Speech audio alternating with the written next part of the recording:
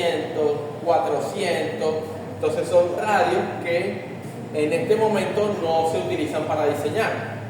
Entonces todo eso se va a sustituir con lo que es la curva de transición. Esa curva de transición va a obligar a que los radios de los arcos circulares sean mucho más pequeños. Ejemplo, de 250 para abajo. Y lo que vamos a hacer es despegar un poco la curva de las tangentes para insertar lo que es el arco de clotoide o el arco de espiral. Como lo dice allí, son elementos de enlace que se insertan en los alineamientos horizontales entre la recta y el arco circular.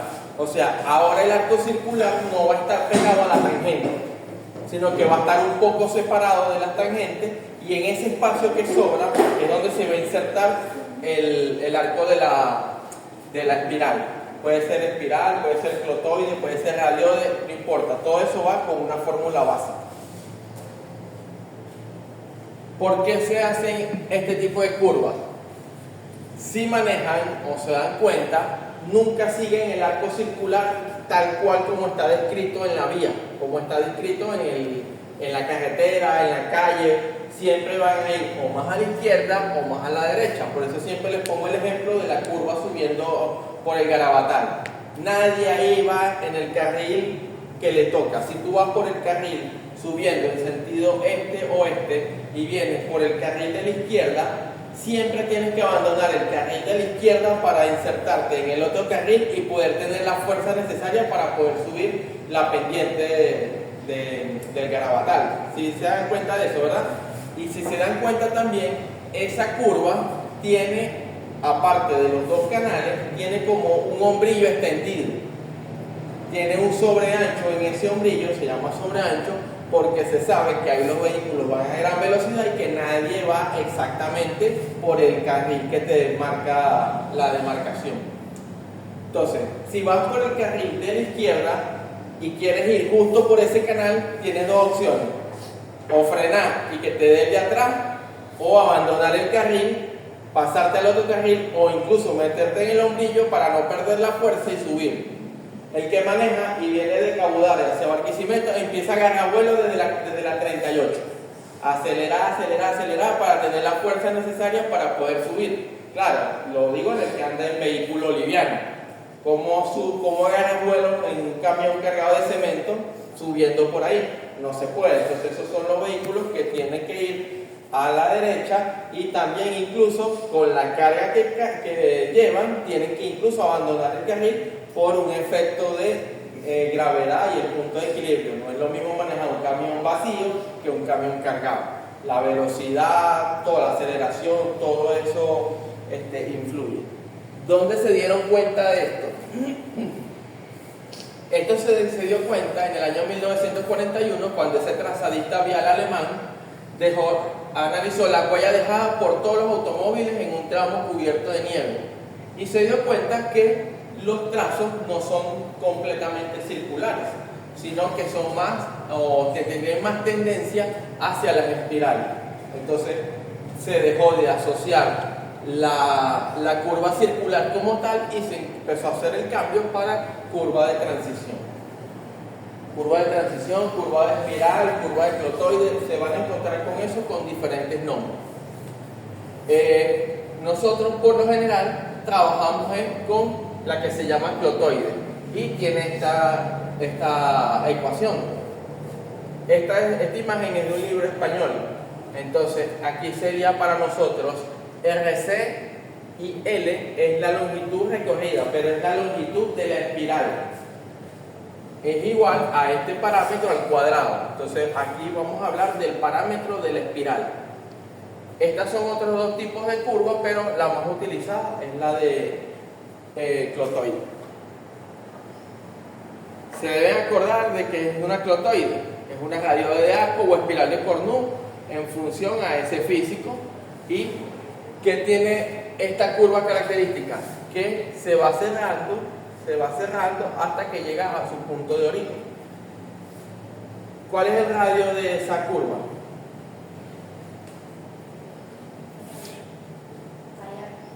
Es variable.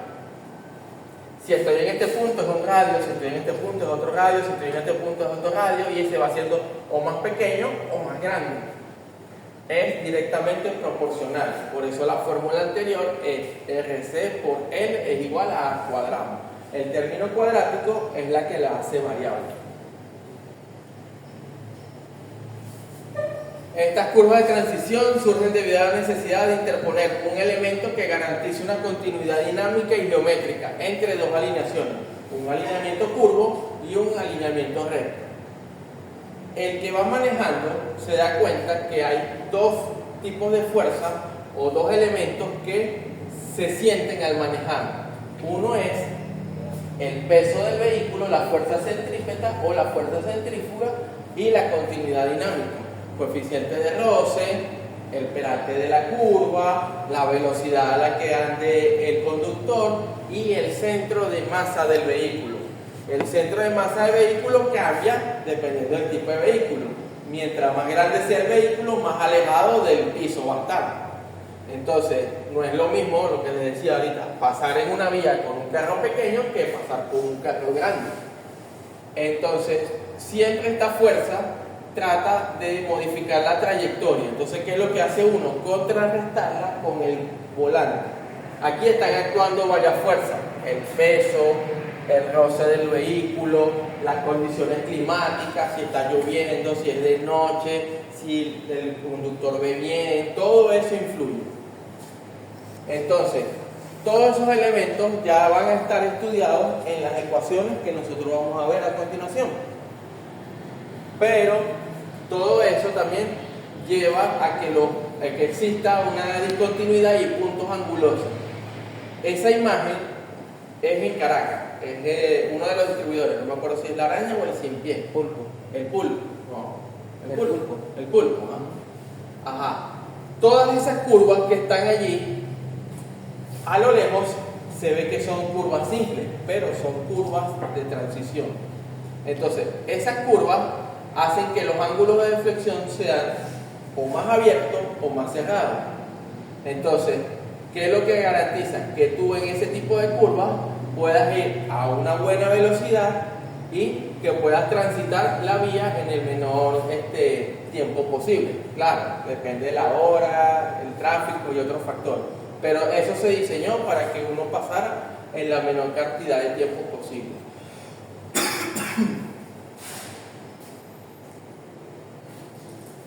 Aquí viene lo que diferencia esta curva de las curvas simples: el empuje centrípeto.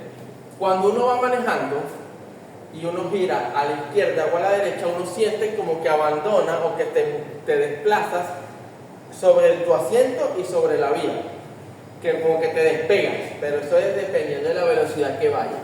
Entonces, uno lo que hace es buscar contrarrestar ese efecto centrípeto. Ya a nivel de geometría, que es lo que nosotros vamos a hacer acá, tenemos tres opciones.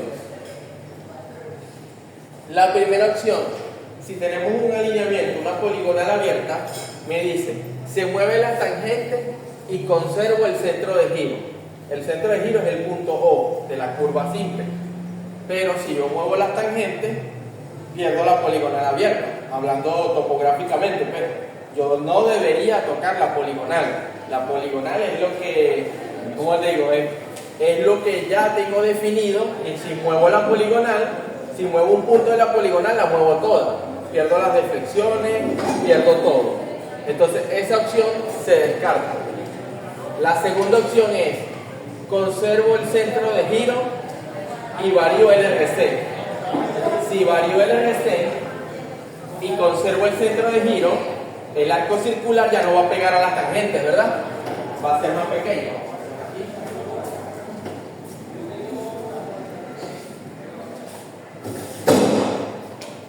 Entonces esa opción tampoco me sirve.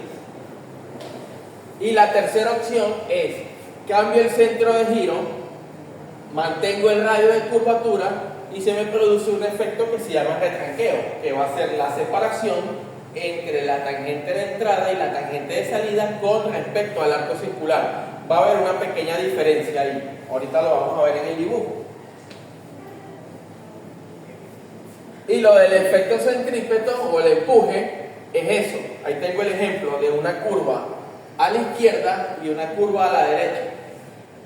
Uno debería, si la curva tiene un arco circular, ir por cuál de los dos recorridos. Por el rojo. Por el rojo, ¿verdad? Sí. O sea, debería ser por el verde, pero termina siendo por el rojo. Porque uno va con velocidad, etcétera, etcétera, eso. Y uno tiene que ir por el verde. Para ir por el verde, ¿qué tengo que hacer? Tengo que frenar, tengo que bajar la velocidad. Eso está como la curva de la rotaria hacia la... Ya iba a hablar de esa. Centro. Esa. ¿Quién respeta esa curva? Nadie. Muy poco, pero tienes que frenar. Tienes que frenar, juro. Es la única forma que tú puedas vencer esa curva o ir demasiado lento. Haciendo el drift. Por lo general, ¿qué hace uno? Se cambia de canal, se pega al canal de la derecha, baja la velocidad y la toma ahí. ¿Cuál es la deflexión de esa curva? Casi 90 grados. ¿Sí? Entonces, si tengo una curva que gira casi 90 grados, tengo que frenar juro. No puedo, a menos que vaya muy suave, muy despacio, para poder hacerlo sin frenar. ¿Cuál es la velocidad promedio más o menos en esa vía? 50, 60 kilómetros por hora. Si estoy apurado, un poco más. Y le pasa 80. También que tengo que ver si tengo un camión en el canal de la izquierda, porque no me va a dejar cruzar. Todo eso influye. El uso de las transiciones en vialidad tiene su origen en el ferrocarril. Antes se diseñaba todo con tramos de arco circular, pero en el punto TC, tangente curva, en un ferro, era un punto de descarrilamiento. Venía el tren cargado a una velocidad aceptable y en lo que llegaba al punto TC chocaba, se descarrilaba. ¿Por qué? Porque el ferro viene guiado por el riel. Entonces, en ese punto donde cambia del tramo tangente al tramo curvo, inicia el arco circular, ahí choca como en la parte interna del riel y es que se descarrila el tren. En cambio, en el vehículo tú no tienes la limitación del riel, te puedes mover a la izquierda o a la derecha, puedes incluso bajar la velocidad. El tren para bajar la velocidad necesita mucho espacio y es un vehículo que viene muy cargado, entonces ahí es que empieza a aparecer eso. Entonces, ¿qué es lo que uno hace? A medida de la potencia de la locomotora, tiene estas opciones. La sobreelevación del riel exterior. Igual, aumento la cota del borde exterior. Lo mismo que fuera un caso vial. La inserción de una radiodes entre el alineamiento recto y uno de curva constante. Entonces, lo que hago es meter un pedazo de espiral en esa curva. Ejemplos de curva de transición en Barquisimeto. Una foto súper vieja.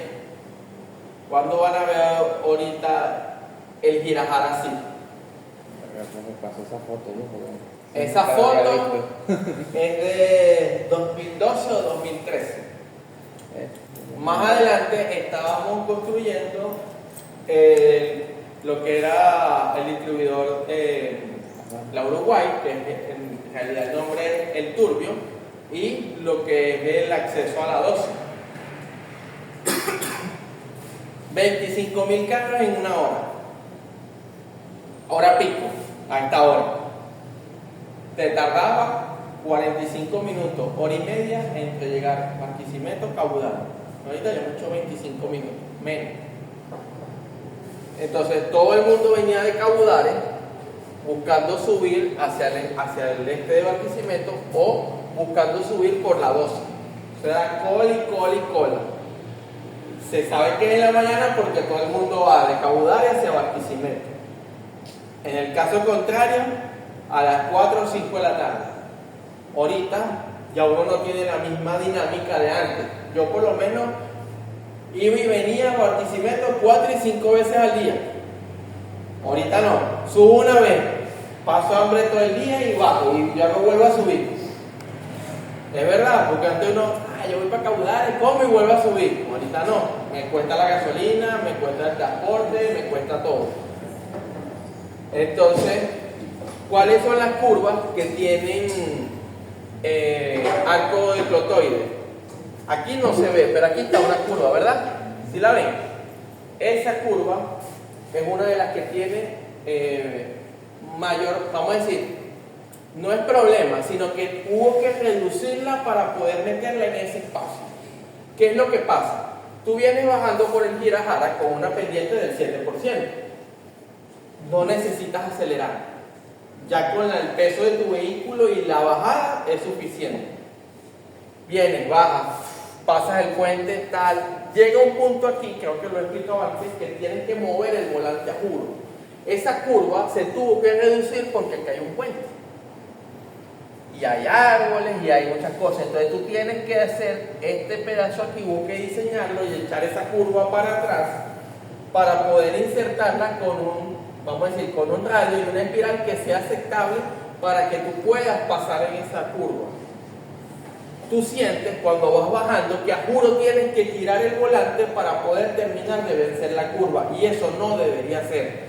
Tú deberías poner el volante en una posición y mantenerte a lo largo de todo el tramo hasta que llegues a la incorporación, pero aquí no se puede. Vienes con la velocidad y vienes con el espacio reducido. Esta también, pero como tienes un cambio de cota en muy poco tiempo y tienes mucho espacio para incorporarte, no lo vas a sentir. Pero por lo general se sientes en esta. Igual, cuando vienes subiendo este o este, no tienes problema porque más bien, por más velocidad que tú vengas, tienes que acelerar más para poder vencer la pendiente que está aquí adelante. Cuando vienes que vas a subir hacia el Girajara.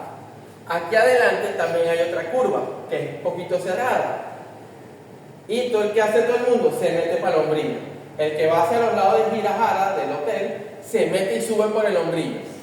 ¿Qué pasa cuando hay un accidente ahí? Te agarra desprevenido y tienes que cambiarte de canal o ir subiendo siempre por el carril de la izquierda. Otro ejemplo, del día que lo pintaron, del día que lo entregaron, ni cerca hasta ahorita. Distribuidor Bellas Artes. Ejemplo de curva de transición. Esta que está aquí. Esa curva era para que fuera más grande, pero ese proyecto no se hizo acá. Sí se hizo antes de que meterse con Google Earth, satélite y todo eso. En una imagen foto aérea no se ven las torres. Cuando fueron al sitio a replantear, la vía pasaba por el centro de la torre. Entonces, ¿qué hacemos? Desconectamos a caudales quién sabe cuánto tiempo para poder hacer la vía, o se hace el cambio. Al final se tuvo que hacer el cambio. Si se dan cuenta, pasa muy cerca de la torre y eso no debería ser. Uno tiene que tener como cierta distancia de respeto con respecto a las torres. ¿Y qué hizo ese cambio? Hizo que la bajada no quedara donde está ahorita.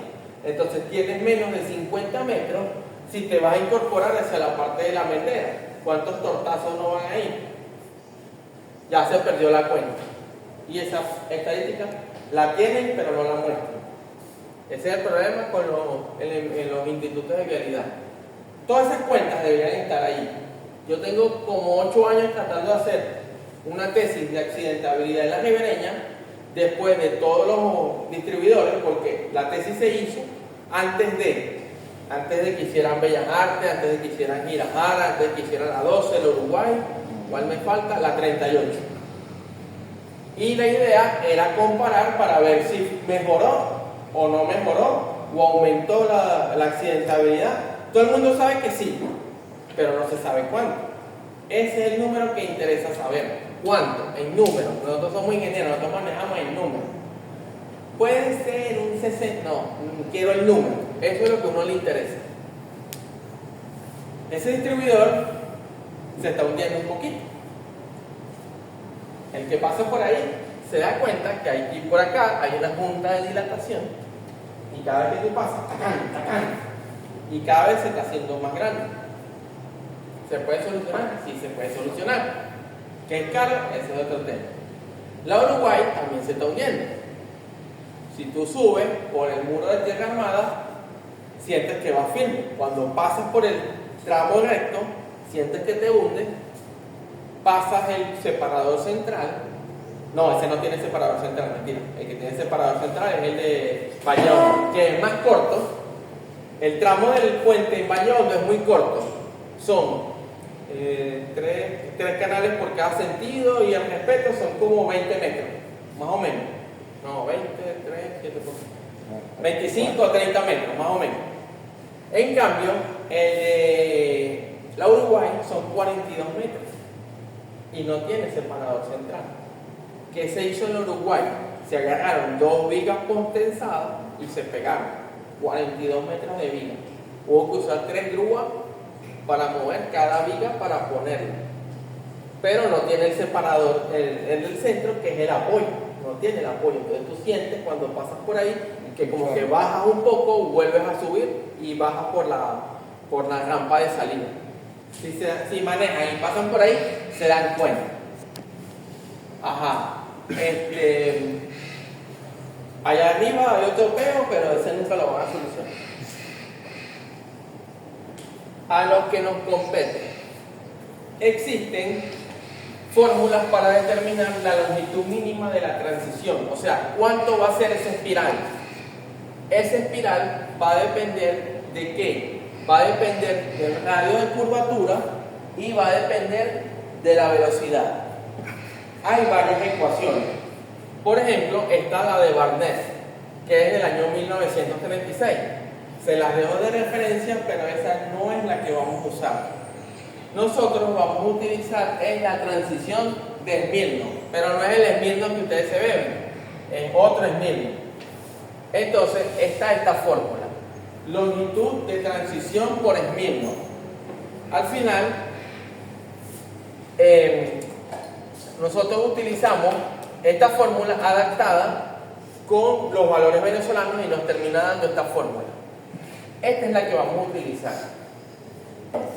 Esa fórmula dice: longitud de espiral por Smirnov es igual a 0,0523 velocidad de proyecto al cubo entre el radio de curvatura menos 6.6463 peralte por velocidad. El peralte depende del radio círculo, ¿verdad? Del RC. Pero como yo les dije que íbamos a trabajar con radios pequeños, menores a 250 metros, ese valor prácticamente va a ser 0.1. Si se acuerdan de la tabla, todos los radios menores a 250 son 0.1, 10%, que es el que te permite la norma vial venezolana. Entonces, velocidad de proyecto, por ejemplo, 90, RC 250, peralte 0.1 y se vuelve a repetir la velocidad. La velocidad se inserta en kilómetros por hora. Ya este factor y este factor la transforman a metros. Eso me va a dar una distancia. Esa distancia va a ser la longitud mínima de la espiral. Esa longitud mínima yo la tengo que comparar con unos valores que ya ustedes conocen, que es la longitud de transición de peralte y que toda espiral por norma vial venezolana tiene que ser mayor de 30 metros. Entonces vamos a decir, 3 condiciones para escoger esa espiral: que sea mayor que 30, que sea mayor a la longitud de transición de peralte, si es de 2 canales, A por P por N, si es de 4 canales, 3/4 de A por P por N, y que sea mayor o igual a esta fórmula. De ahí ustedes van a escoger con cuál van a trabajar. Ese es el primer criterio. El segundo criterio es la longitud espiral según la norma vial venezolana. Este es más fácil. Esta no tiene que ver con fórmulas ni nada. Simplemente me meto en la tabla y escojo el LE. Ejemplo, me meto con un radio de 140 metros y veo cuánto es mi ancho de rotación. 1 o 2 canales. Si mi ancho de rotación es de un canal, significa que la vía tiene un canal por sentido, ¿cierto? Entonces, mi longitud de espiral va a ser 80. Si mi vía tiene 4 canales, o sea, 2 por sentido de circulación, mi LE va a ser 120. Así se escoge esta, fácil. Y aquí, dependiendo de cómo suba el radio, va a ir subiendo los LE para un canal, 2 canales. Nosotros con 3 canales a nivel de viajuno no trabajamos, a menos que te pidan un diseño de que vayas a hacer una carretera de 3 canales por sentido de circulación. Pero por lo general aquí trabajamos con 1 o con 2. ¿Qué pasa con los radios? Empiezan a subir hasta que llegan a 3000. O sea, una curva con 3 kilómetros de radio, eso no te lo va a dibujar nadie ahorita, eso no se hace. Entonces, por lo general, nosotros tratamos de trabajar esta tabla con 250 para abajo. Entonces, si se dan cuenta, hay mucho cambio entre las longitudes de espiral con estos valores. ¿Qué pasa si sale un valor que no esté en la tabla? El diseñador, en este caso ustedes, tiene la potestad de escoger si quiere trabajar por exceso o por defecto. Lo importante es que te cumpla con la deflexión, porque ¿qué es lo que pasa con esta longitud espiral? Por norma vial venezolana, a veces tú escoges una LE por aquí, pero no te cumple con la transición, con la deflexión. Entonces tienes que rediseñar para adaptarlo a tu deflexión. Y en ese caso lo vamos a ver. Y el último caso es para la espiral máxima. O sea, ya he hablado de espiral mínima, espiral normalizada y ahora voy con la máxima. ¿Cómo planteo yo una espiral máxima? Si yo tengo la espiral más grande que puede insertar en esa curva, ¿verdad? Entonces, para tener la espiral más grande que puede insertar en esa curva, tengo que hacer el arco circular lo más pequeño posible. ¿Me entienden esa idea? Quiero la espiral lo más grande posible. Entonces tengo que hacer el arco circular lo más pequeño posible. Ahorita lo vemos en el dibujo para que me entiendan un poco mejor. Yo tengo que tener un LC mínimo, un arco mínimo. El arco mínimo se define con esta fórmula. Velocidad de proyecto entre 3.6. Ojo, ese 3.6 no es el ancho del canal. No es el ancho del canal. Es la transformación de kilómetros hora a metros sobre segundo. ¿Qué significa que el arco circular sea mínimo? ¿O cuánto es esa distancia? Es la distancia que yo recorro en un segundo a la velocidad de proyecto. ¿Me entienden eso? ¿Cuánta distancia recorro yo en un segundo a la velocidad de proyecto? Si yo voy a 80 kilómetros por hora y lo divido entre 3.6, da 22, ¿verdad? Saquen la cuenta por ahí, por favor. 80 entre 3.6. Me la sé de memoria, pero quiero hacerla por acá. 22,22. Sí, 22. Ajá.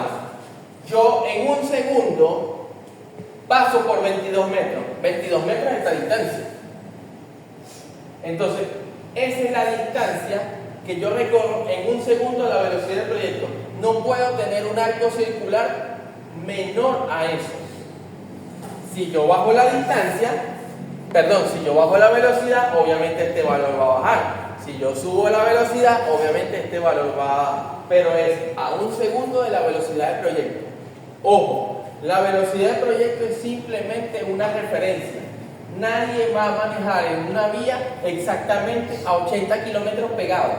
Siempre voy a más, siempre voy a menos. Vamos a decir que es una velocidad más o menos promedio por la que los vehículos deberían pasar por esa vía. Y esta tabla ya ustedes la han visto, pero la han visto solamente con las 2 primeras filas. Si se dan cuenta, de 250 para abajo el peralte siempre es 10%. Y empieza a bajar a medida que yo voy aumentando el RC. Y las 2 filas son las otras 2, velocidad máxima y velocidad de equilibrio. La velocidad máxima que yo debería ir ahí es a 44 kilómetros por hora. Y la velocidad de equilibrio a 25. Esos valores nunca se cumplen. Siempre vas a ir a más. Si tú tienes una curva que está diseñada con una velocidad de proyecto a 80 kilómetros por hora, vas a tratar de ir a esa velocidad o un poco más. Ojo, el anuncio que ustedes ven en la vía que dice 80 kilómetros por hora, esa no es la velocidad del proyecto. No es la velocidad del proyecto. Es la velocidad que permite el Estado para circular allí. La norma vial venezolana indica que la máxima velocidad que tú deberías ir en una vía, sea troncal, local, depende de las condiciones, es 130 kilómetros. Hay gente que pasa los 130. Fácil. Si tú vas en la vía para Barinas, que está esa recta fastidiosa entre Guanare y Ospino, tú lo que quieres es darle chancleta porque quiero llegar. Ahí nadie va a ir a 130 y siempre la gente va a ir a más. Entonces, ya tienen tres formas de escoger la espiral: máxima, mínima y normalizada. La máxima, hago el arco circular lo más pequeño posible. La normalizada es con la tabla y la mínima es con la fórmula de Smith. En un examen o en un ejercicio se les va a decir por cuál. Pero en el proyecto ustedes tienen que escoger de acuerdo a su criterio, a su conjunto, vamos a decir, a su reunión de equipo, cuál es la con la cual van a diseñar. Uno después les va a decir si es aceptable o no es aceptable. Eso es, pero el diseño no debería estar mal. Vamos a poner unos ejemplos. Les decía que para la espiral mínima tienen que cumplir estos tres criterios. La longitud de la espiral siempre tiene que ser mayor que 30 metros. Si te da una espiral menor a 30, no. Descarto este criterio. El segundo es la fórmula de Smith. Y el tercero es longitud de espiral tiene que ser mayor o igual a A por P por N. ¿Y A por P por N quién es? Longitud de transición de espiral. Para ancho de rotación de un canal, si fuera dos canales, la fórmula es 3/4 de A por P por N. Ajá. Ojo con lo que dice ahí abajo. Se tomará al LE como al mayor de los tres valores. ¿Qué confusión está diciendo este guardo aquí? Esto es para escoger la espiral mínima.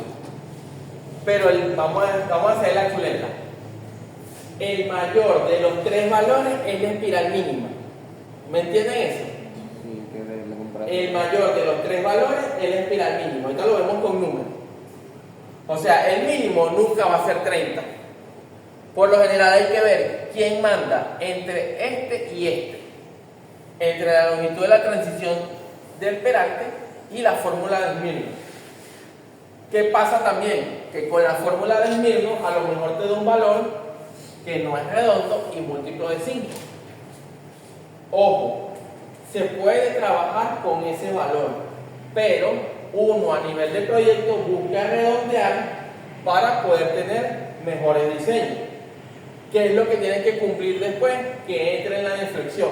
Ya lo he dicho 2 veces, pero todavía no he explicado qué es eso. Ya lo vamos a ver.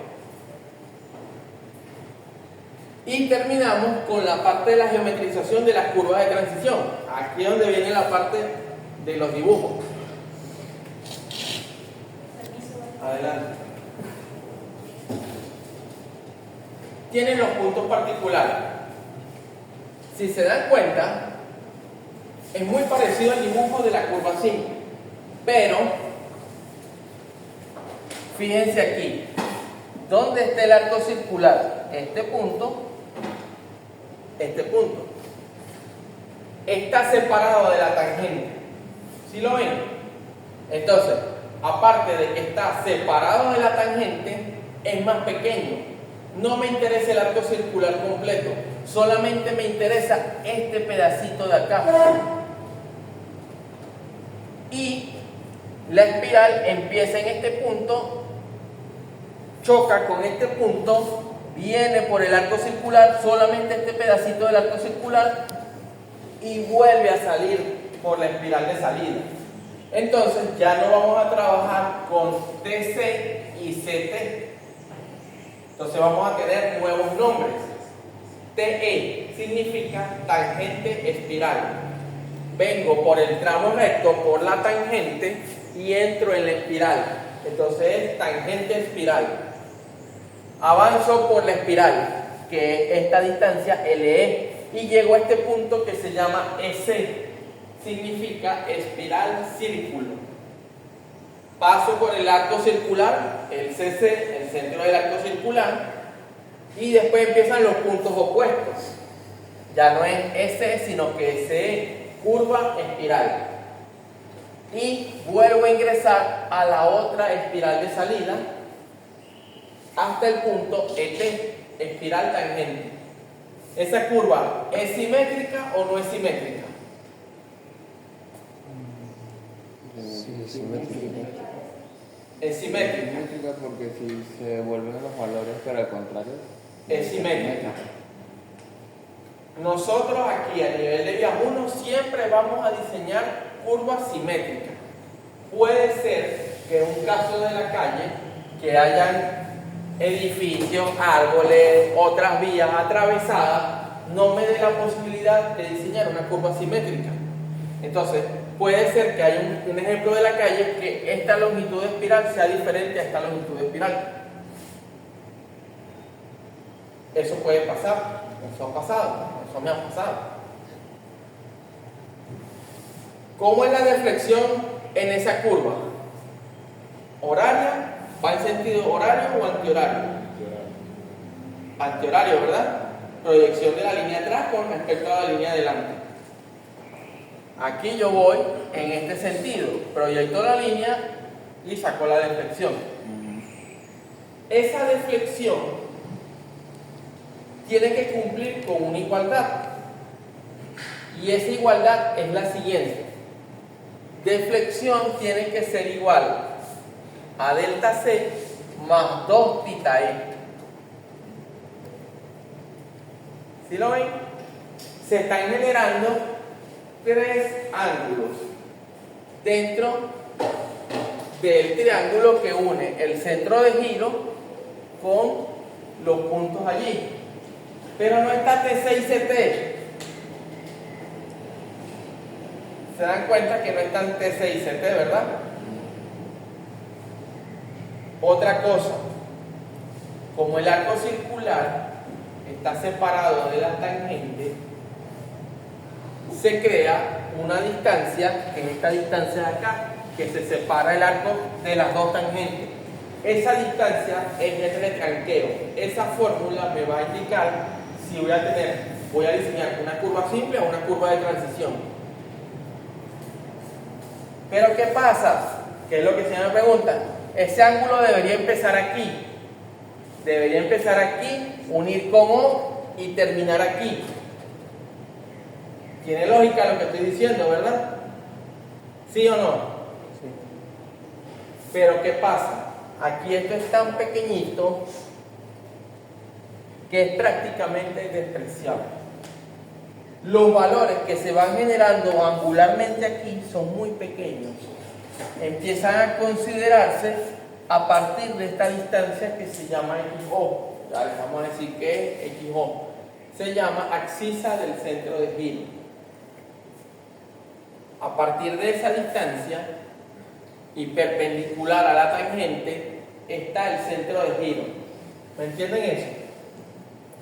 Yo vengo y estoy replanteando puntos en mi tangente de entrada.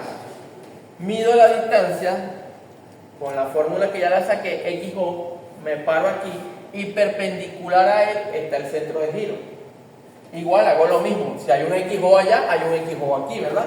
Sí. Lo pongo acá, ¡pam! Y llego por los dos lados a este punto. A mí el ángulo que me interesa es este. ¿Cuánto es este ángulo completo? La deflexión, ¿verdad?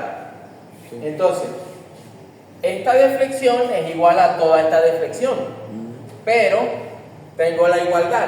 Deflexión es igual a delta C, que es el ángulo del arco circular, más este tita E, más este tita E. Eso es lo que ustedes tienen que cumplir. De ahí para adelante, el diseño es el que ustedes establezcan. Hay unos elementos geométricos Es el mismo dibujo, pero están resaltados los elementos geométricos. El primero se llama tangente total. ¿Se acuerdan de la subtangente de la curva simple, verdad? Que es la distancia entre el TC y el vértice, o el CT y el vértice. Aquí se llama tangente total. Es la distancia desde el TE hasta el vértice completo. Entonces, ¿qué tiene esa distancia? Tiene a la X de la espiral. ¿Qué es la X de la espiral? Yo les voy a mandar esto de todos modos. ¿Qué es la X de la espiral? Es la proyección de la espiral sobre la tangente. Como que yo viniera y esta tangente le sacó la proyección, mira esta distancia, ¿verdad? Que es XC. Y el resto de la distancia, esta que está acá, es la proyección como del arco circular sobre la tangente. ¿Sí? Entonces, esa subtangente, más adelante vamos a ver la fórmula, es toda esta distancia y es tangente total. Después viene XC y YC. Ya les dije quién es XC. Es la proyección de la espiral sobre la tangente. Y YC es el opuesto, el perpendicular. Es cuánto se separa desde la tangente hasta este punto. Esto no es un triángulo. XC y YC son dos distancias perpendiculares entre sí, pero el punto que une S con TE no es un triángulo. ¿Sí lo ven? Parece un triángulo, pero no lo es. Eso lleva la inclinación de la espiral. Entonces no lo pueden relacionar como si fuera un triángulo. Sería como una función. Es la función del parámetro de la espiral, que es RC por LE es igual a al cuadrado, el parámetro de la espiral. Si lo dibujo, es una recta XC, YC, y esto es como una línea curva. Ajá, XC, YC. XO, abscisa del centro de giro. Se saca también por fórmula. Si ven más o menos el dibujo, XO no siempre es así, es la mitad de XC, más o menos la mitad. Depende del radio, pero es más o menos la mitad. Entonces, si XC, por ejemplo, vale 100, XO 50. Pero saquen la fórmula, pues, la cuenta, porque no exactamente siempre es la mitad. Puede ser un poquito mayor, un poquito menor, dependiendo de la deflexión. Si esta deflexión es más pequeña, ese XO va a aumentar, ¿verdad? Debería aumentar. Y si la deflexión es mucho mayor, se debería hacer más pequeño. Entonces es mejor que siempre saquen la cuenta. Pero es para que tengan la relación con eso. Ajá. Del TRC ya les dije que es la separación del arco circular con respecto a la tangente. En esta tangente y en esta tangente. Esta distancia es esta misma, esta.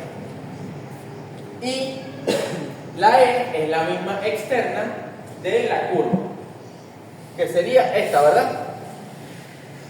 Listo. Los elementos angulares, como les decía, dos valores de θ e son iguales porque la curva es simétrica. Un delta c, que es la abertura del arco circular, y la deflexión.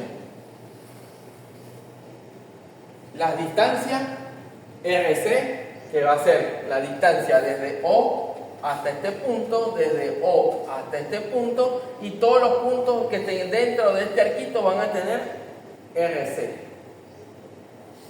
¿Cuánto es el RC aquí? Diferente. No hay un RC. Los cálculos típicos, las fórmulas.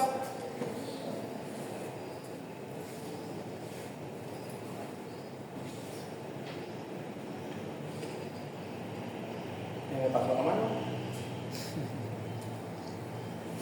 La primera, cumplir con la deflexión. Eso es lo más importante. Deflexión es igual a 2 θ E más delta C. El valor de la deflexión ustedes lo saben sacar. Resto 2 rumbo, resto 2 azimut, sumo este, o el profesor me lo da como el primer examen para que haga de una vez. La segunda es la abscisa del centro de giro, XO. Esta es la fórmula. XO es igual a XC, RC 0 es θ E. Ah, pero no tengo XC. Ya vamos para allá. La tercera es la fórmula del retranqueo, de delta RC, o sea, cuánto se va a mover ese arco circular con respecto a la tangente. Hay dos formas de sacar esa RC, ese delta RC. Hay una fórmula exacta y hay una fórmula directa, pero las dos deberían dar más o menos lo mismo. La directa es la que les va a decir qué tipo de curva voy a insertar en mi diseño. La fórmula de delta C es igual a LE o LTP al cuadrado sobre 24 RC. De todos modos, más adelante la vamos a ver. Esa fórmula es el valor que ustedes necesitan en este momento para saber si su proyecto va a llevar curva simple o curva de transición. LE o LTP al cuadrado sobre 24 RC. Ya en este punto, todos tienen velocidad de proyecto, ¿verdad? Todos saben cuál es su velocidad de proyecto. Se van a la norma vial venezolana y buscan cuánto es el radio mínimo con esa velocidad que ustedes escogieron y con el tipo de vía que ustedes van a usar. Tienen que buscar la tabla donde el peralte deba ser de 10% porque están diseñando carretera. Entonces, por ejemplo, si tengo una vía de 80 km por hora, mi radio mínimo es 100. 100 o 110, no recuerdo ahorita cuál es el valor. Ojo, son valores referenciales. Ustedes, ese es su diseño, ustedes lo van a defender a capa y espada. Si necesitan subir, bajar valores, acomodar valores, mientras lo justifiquen, no hay problema. La fórmula me dice LE o LTP al cuadrado. Ya con el radio y con la velocidad pueden calcular el LTP. Ustedes ya saben cuál es la característica de su vía. 2 canales por sentido, el peralte ya lo tienen, que es 10%, el ancho de rotación ya lo tienen, y el N lo sacan con su velocidad que ya tomaron. Entonces dice LE o LTP. Ustedes van primero a ver chequear, ¿la voy a hacer simple o la voy a hacer de transición? Si ese valor da mayor a 0,30 es curva de transición. Si da menor a 0,30 es curva simple. Por los valores que tienen, por los valores que han tomado, por los que he visto que me han mandado, a prácticamente todo le va a dar curva de transición. Porque tienen velocidades que están por encima de los 50 km por hora. La topografía no los va a ayudar. ¿Sabes? Porque ya vieron que es una topografía ondulada, ¿verdad? Está entre 3 y 7%. Entonces, cuando hagan el perfil, se van a dar cuenta que van a tener unas pendientes un poquito fuertes, y entonces con esas pendientes un poquito fuertes no les va a dar curva simple. Entonces, el proyecto está diseñado para que les dé curva de transición. Si la topografía fuera llanita, que fuera todo entre 0 y 3%, puede ser que les dé curva simple. La deducción para la fórmula de la tangente total, aquí está. Tengo otra vez XO. Ese todavía no lo sé. Del TRC ya lo sé sacar. Este ya lo tengo, que es la deflexión media, pero todavía no dice quién es XO y quién es XC. La externa no depende ni de XO ni de XC, pero depende del TRC. Y del TRC depende de XO y depende de XC. Todavía sigue con el mismo cuento, no dice quién es XC. ¿Cómo saco XC? Aquí vamos a sacar eso, ¿cómo es XC? ¿Qué pasa con la espiral? Siempre, o a medida que yo avance en la tangente, tiene un X y un Y diferente. Por cada punto que yo transite en la tangente, tiene un X y un Y diferente, un X y un Y diferente, un X y un Y diferente, un X y un Y diferente. O sea, puedo sacar puntos sobre la curva, o sería en este caso puntos sobre la espiral. Cada uno de esos puntos, como les estoy diciendo, tiene un X y un Y diferente. Eso mejor lo van a ver con los números. Pero viene con la relación de los crotoides, que es esta fórmula que es la que hablé al principio. RC por LE igual a A cuadrado. Ese es el parámetro de la espiral. Sigue sin explicar quién es XC y YC. Todo esto sale de sus queridas derivadas parciales, cálculo 3, integración doble, todo eso. No vamos a usar nada de eso, es para que sepan de dónde salen. Integro, derivo. Llego a esta fórmula hasta aquí. Esta es la parte que me interesa. ¿A qué se parece eso? ¿Ah? Serie de potencia, ¿verdad? Series y sucesiones. Al final, lo que vamos a necesitar es la serie, el valor de la serie, para poder llegar a la siguiente fórmula, que son las que me interesan: X y Y. Ajá. Depende del valor del ángulo que estén utilizando, es XC o YC. Si usan tita E, tita E, tita E, tita E, esto es XC y esto es LE. Si usan tita E, tita E, tita E, tita E, esto es LE y esto es YC. ¿Pero qué significa que sea YC y XC? Que estoy calculando el último punto de la espiral, el punto donde coincide la espiral con el arco circular. O sea que nada más me va a permitir, viéndolo acá en el dibujo,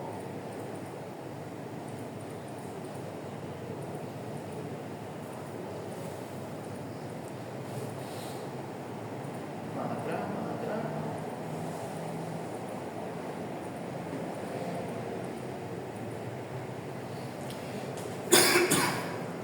Solamente me va a permitir calcular la distancia para este punto, XC y YC, con tita E.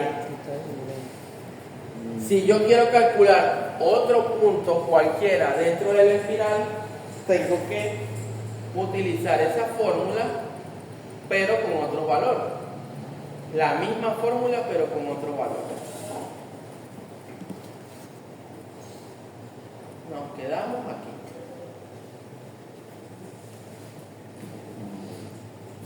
¿Cómo va el ángulo en esa ecuación?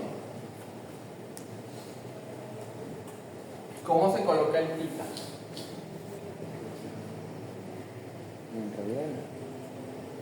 En radianes. ¿Por qué? Porque no está dentro de una identidad trigonométrica. Entonces, si la fórmula tiene 10 decimales, hay que usar los 10 decimales. ¿Qué es lo otro que hay que tener cuidado? Que la fórmula, las dos, cambian negativo, positivo, negativo. Negativo, positivo, negativo. Esta fórmula continúa, pero a nivel de vialidad, con los tres primeros parámetros, yo puedo calcular esa X y esa Y. Cuando estén sacando esta fórmula, toda esta chorrera es la que van a meter en la calculadora.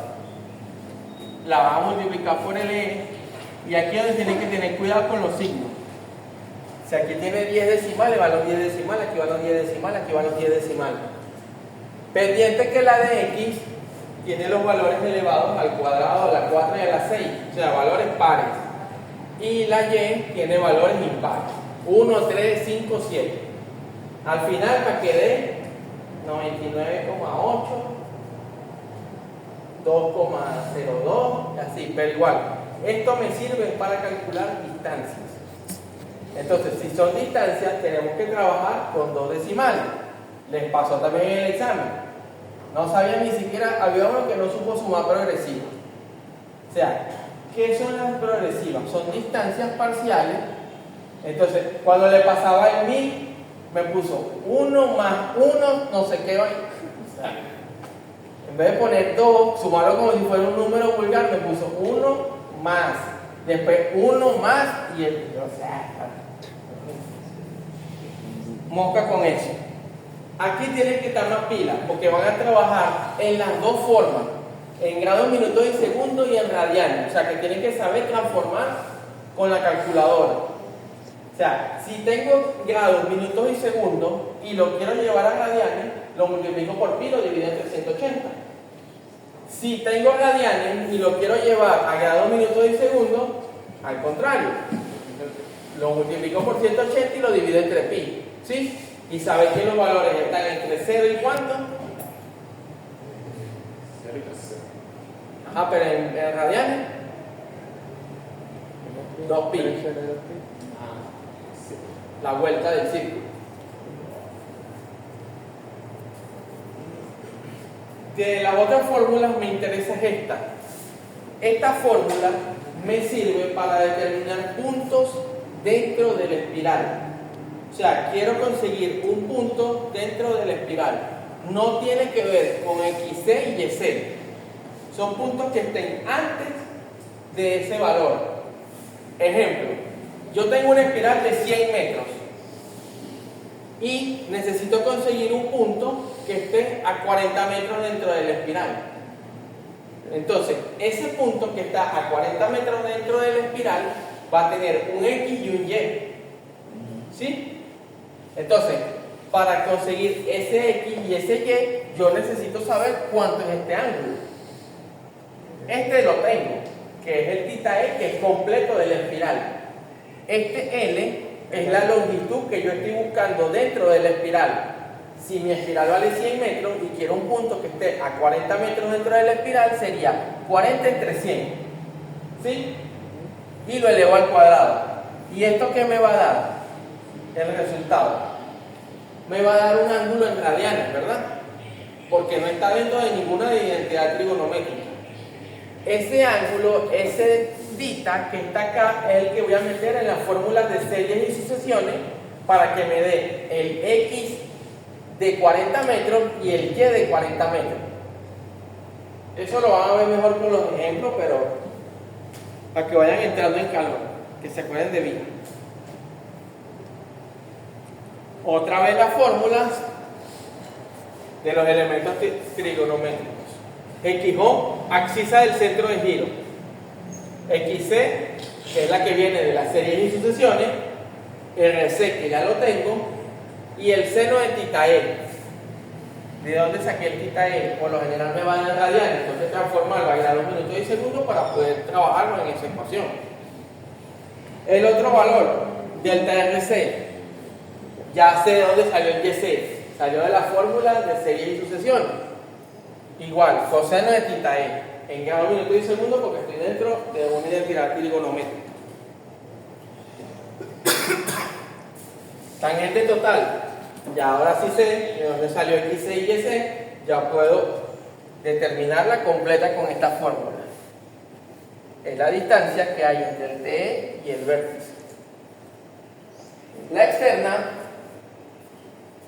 que es esta distancia que está acá,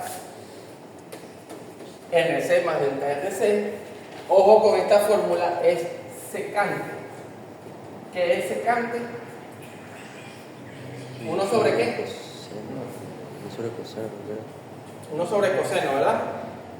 Mosca con la fórmula que estén utilizando o cómo lo metan en la calculadora. Hay libros que salen con la fórmula en función del coseno y que sale con la fórmula de la secante. Para meterle unos numeritos rapiditos a esto antes de terminar, vamos a hacer unos ejemplos. Tengo una velocidad de proyecto, 90 km por hora. Condiciones de la calzada, 2 canales de 360 cada uno. ¿Qué significa? Que tengo uno por sentido de circulación, uno que va y uno que viene. Y el radio del arco circular, RC, 350 metros. Si es 350 metros, ¿cuánto es el peralte?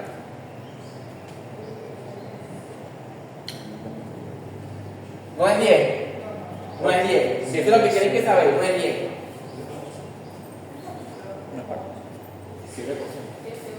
Hay que buscar la tabla, no se puede, es mejor buscarse la tabla y seguro. Vamos a calcular la longitud de la espiral con la norma vial venezolana. Me dice que es 90. ¿Cómo lo sé? Me meto en la tabla, me meto con el RC de 350, me dice que son 2 canales, que rota 1 es 90. Y si fueran 2 canales, o sea, si la vía fuera de 4 canales, fuera 135. ¿Qué pasa si el radio es 325? Usted escoge si trabaja con 90, 90, 90 o 90. Y si es 325, usted escoge si trabaja con 135, 135, 135. Ojo, ¿qué pasa con esto? Depende de la deflexión, porque a veces estos LE no entran en la deflexión. ¿Cómo es eso? Ustedes ya, ¿qué es lo primero que tienen que hacer? Sacar la deflexión. Tienen ese valor. Y después, con la fórmula de θ E y LE, buscan el ángulo y lo comparan con la deflexión. ¿Cabe o no cabe? Si no cabe, tengo que escoger otro método para resolver la espiral. Si no cabe, vamos a escoger la chuleta. Si no cabe con la espiral normalizada, que es la primera con la que yo debería probar para no saber los números, pruebo con la máxima. Primero la normalizada, después la máxima y dejo de último la mínima. ¿Por qué dejo de último la mínima? Porque tengo que tratar o evitar trabajar con valores mínimos. Porque nadie va a ir a los valores mínimos en una vía tipo carretera que está diseñada para tener velocidades superiores a los 50 km por hora. ¿Cuándo tengo que usar la mínima? Que tenga una topografía muy fuerte, que tenga topografía tipo montañosa y que sepa que la velocidad va a estar por debajo de los 50 km por hora. Ejemplo, subir para Pico del Águila. Tengo que ir suave, muy despacio. Topografía fuerte, pendientes pronunciadas, más del 7%, entre 7 y 12%, visibilidad escasa, todas esas cosas. Ahí sí puedo trabajar con la mínima. ¿Y cómo es la distribución del perante en las curvas espirales? El mismo cuento del platillo volador. El mismo. ¿Aló? ¿Cuál es la diferencia? No hay TC y CT. ¿Qué punto es este? Inicio de transición de perante. ¿Y qué punto es este? Inicio de... Inicio del perante total, inicio de la transición, ¿verdad? La espiral va a ir desde el inicio de la transición del peralte hasta el inicio del peralte total. Completa. O sea, 100% se desarrolla en ese tramo. ¿Qué significa eso? Que LE va a ser igual a LTP. LE va a ser igual a LTP. ¿Qué pasaba con la curva simple? Que yo venía y sacaba LTP 100, por ejemplo, pero yo sé que a 2/3 del inicio de la transición del peralte estaba el TC. ¿Sí? ¿Te acuerdas de eso? Entonces, ¿cuánto se desarrollaba ahí? El 66.66667%. Aquí no. Aquí, donde empieza la espiral, empieza la transición. Y donde termina la espiral, termina la transición. ¿Qué significa eso? Que aquí vamos a tener puntos con 2 nombres. Inicio de transición del peralte es el inicio de la espiral. O sea que ITP es igual a TE. ¿Me entienden eso? Y IPT, inicio de peralte total, es espiral círculo. ¿Sí? ¿Sí lo ven? donde inicia la transición, inicia la espiral. Donde termina la transición, termina la espiral. Entonces, el final del peralte total sería C, ajá. Y en el final de la transición de peralte sería ET. Ya lo vi. El dibujo es el mismo. De este punto para acá, longitud de transición de bombeo, y en el caso contrario, igual longitud de transición de bombeo para salir. Ah, pero ¿cómo va a calcular la longitud de transición de bombeo si ya no tiene la longitud de transición de peralte? Es lo mismo. LE es igual a LTP. Entonces, lo que van a hacer es agarrar LTP y lo vuelven LE. Entonces, la fórmula para la longitud de transición de bombeo sería LE bombeo sobre peralte. ¿Sí lo ven? Igualito. Duda, pregunta, todo lo demás es igualito. Falta una clase de teoría, que es la clase de curva vertical. Y de ahí, ejercicio.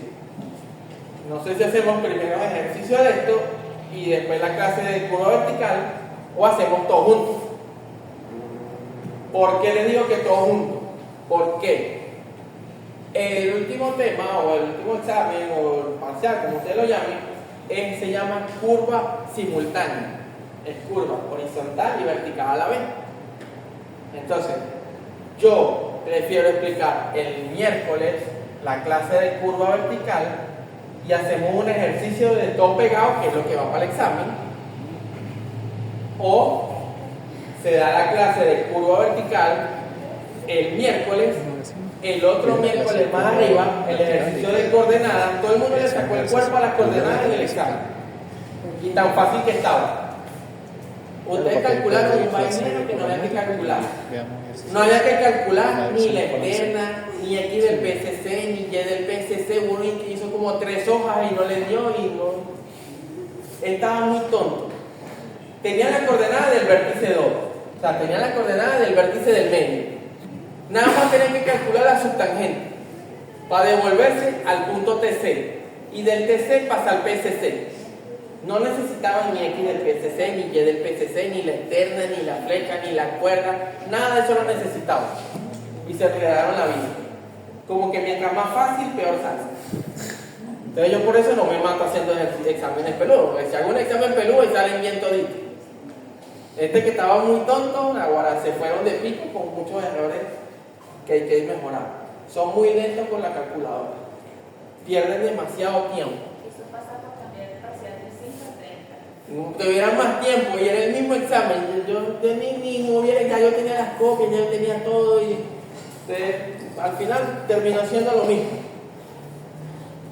Revisen, mosca con las dudas, pila con la calculadora. En este examen hay que tener más cuidado porque tiene radianes y cada minuto y segundo.